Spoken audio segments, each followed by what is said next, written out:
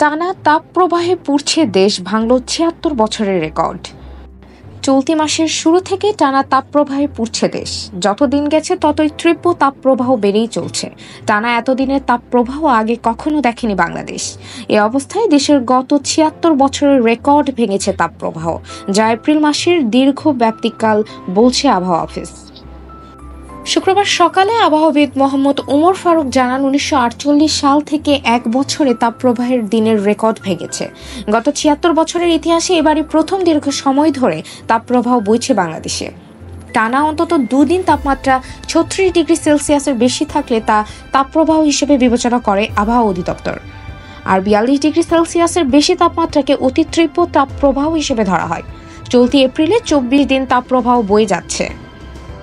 এদিকে বৃহস্পতিবার বিকেল ৩টায় চুয়াডাঙ্গায় সর্বোচ্চ তাপমাত্রা রেকর্ড করা হয়েছে ৪২.২ ডিগ্রি সেলসিয়াস।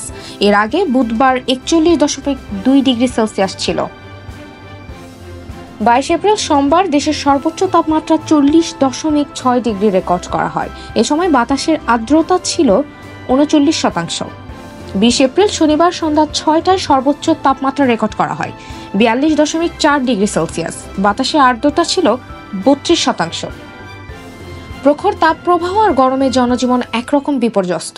দিনের পাশাপাশি রাতের তাপমাত্রা অনেক বেশি থাকার কারণে গরম বেশি অনুভূত হচ্ছে। ফলে নতুন করে ৩ দিনের তাপপ্রবাহ সতর্কতা অর্থাৎ হিট অ্যালার্ট জারি করা হয়েছে।